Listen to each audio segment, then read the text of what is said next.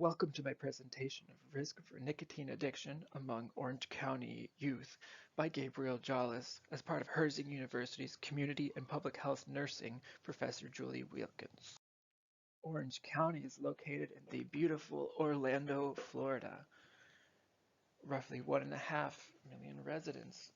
There's many more residents all around Orlando, but for the purpose of this presentation, we're focusing on Orange County. Overview of what I'd like to talk about is the addiction, why it matters. What do vape products even look like? They can be pretty tricky. Who is vaping? What is in a vape product?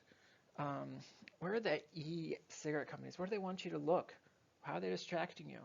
And where should we really be looking? Youth vaping opinion.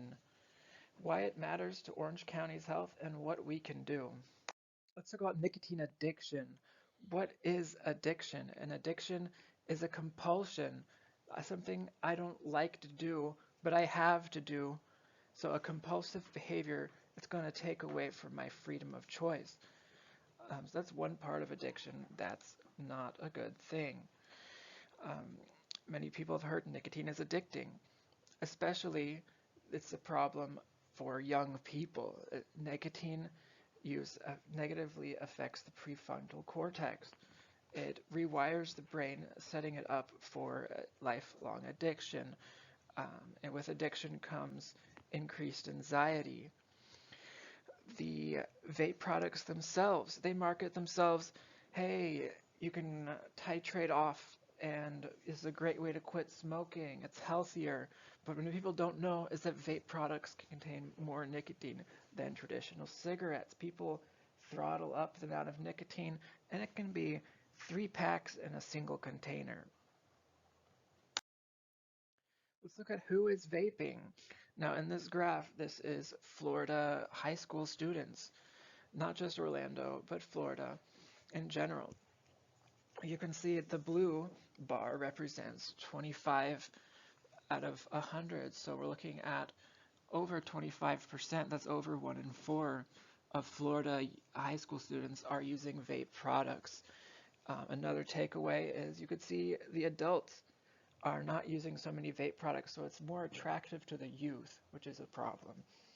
And it's not so popular with adults. You can also see overall for 100 persons, there are more youth using tobacco products.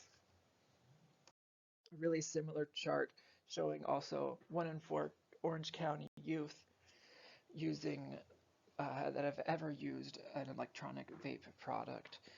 A takeaway from this, it breaks down the different ethnicities and it shows Orange County versus Florida.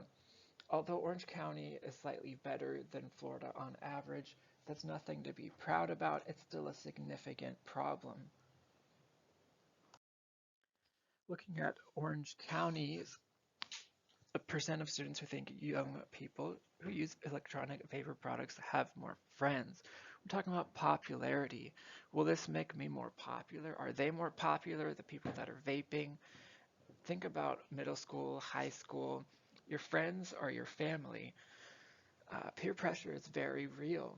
Am I more likely to pick up a vaping product if I'm a female? If I think other people are going to have more friends? Of course. So this is very significant to young people, and if you just look at their opinion on how popular vaping products are and how it appeals to them. So this is tricky. You can find vape products that look like USBs, cell phone cases, pens. Heck, that pen even writes. Is that a hoodie? Yes, that's a hoodie. Is that a string on a hoodie? Yeah. You can vape with the string on your hoodie. And in the lower corner, that is a smartwatch. It looks like a smartwatch, but it's actually a vaping product. So these are incredibly easy to conceal, really easy to hide in high schools. People can easily walk in the bathroom or just about anywhere to get a toke off their vape, and it doesn't usually leave much of a smell behind. And so they can vape in schools without getting caught or in trouble. So it's something for parents to be on the lookout for. Let's look at what's in a vape product and clarify, is it really a vapor or is it an aerosol?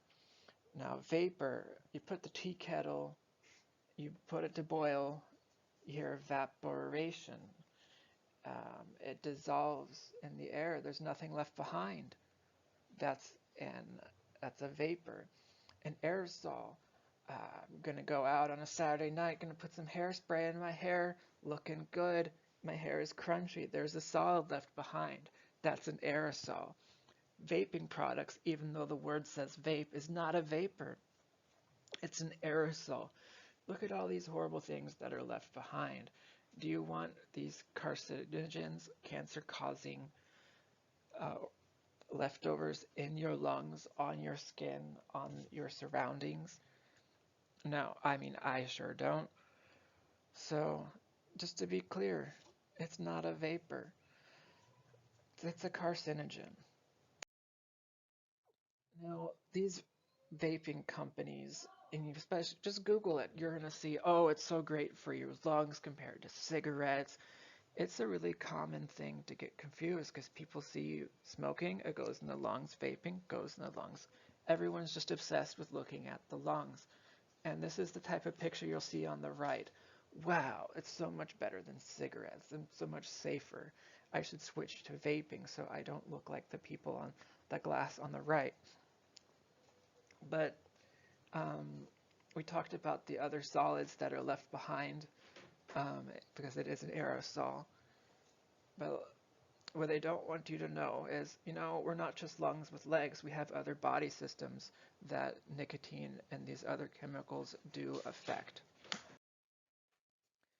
So better than smoking cigarettes, right?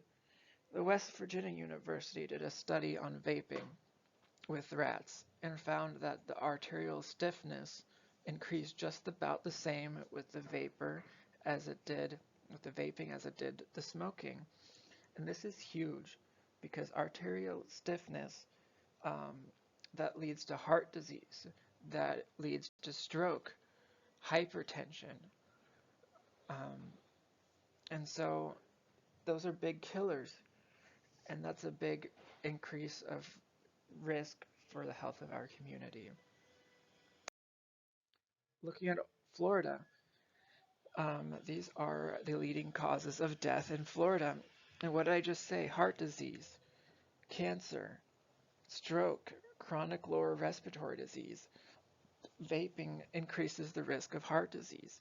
It's going to increase the risk of cancer. They don't know by how much yet, but it does increase the risk. Stroke, arterial stiffness, that's going to cause more strokes. Chronic lower respiratory disease, there's not a lot of data out there yet, but it does increase the risk. It's still an irritant. It may not be as bad as smoking from what we know, but we don't know, right? What can we do? Educate others. Let them know what is a vape product, what could be in it. It's not FDA approved. Um, how addicting it can be, the problems it has on the brain, the problems it has on our cardiovascular system. What can we do to stop smoking? There's free cessation resources. Tobacco Free Florida, sign up, they'll give you a call, get you hooked up with free nicotine cessation products, classes, coaching, you name it. Free local classes. You can look at that link. If you don't see anything, contact them, and they're going to make a class just for you. Here's some resources that I used to make this presentation.